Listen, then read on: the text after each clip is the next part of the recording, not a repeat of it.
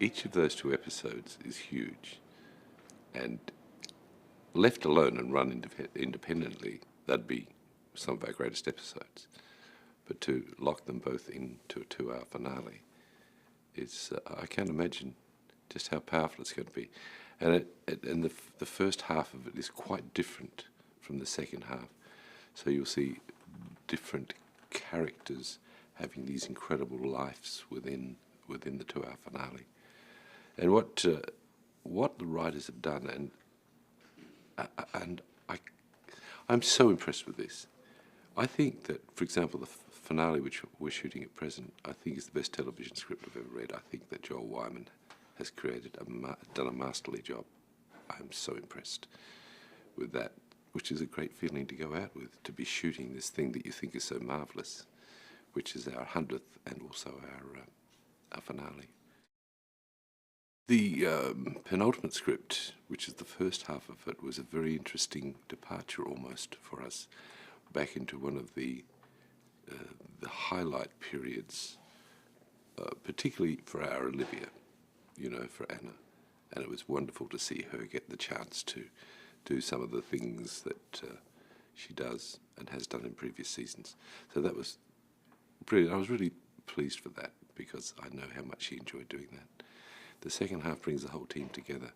But also what the second half does is it says, over the years we've created a whole series of loose ends, and Joel Wyman's just magically brought them together and managed to tie off so many loose ends, answer so many questions. And also, he brings in elements that were created in the first 4 seasons. I mean, some of the gags we used and some of the effects we've used all come back to visit with us. So it's like a reunion of all of the monstrous ways that people have died in the past in Fringe have all sort of been resurrected in different ways.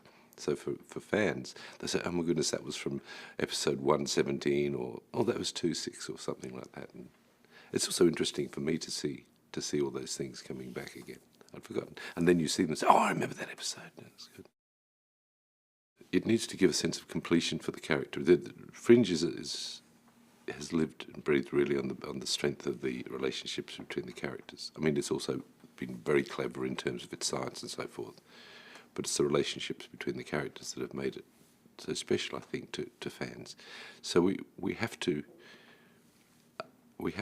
satisfy fans that these characters have all been honoured with a completion. And if we don't, there'll be people who will be saying, well, I wanted more for Peter or for Jessica or for Lance or somebody, but I think that won't happen. I think there is the 2-hour finale will give us completion of that. It'll also, we've created a story over 5 years or 5 seasons. We owe a completion that's consistent with the science we've talked about and the philosophies we've talked about, and we've completed a grand story arc that started right back at the beginning. That's kind of unusual to be able to do that. It's like writing the final chapter of an epic novel. So that's what happens. That's what we do with this.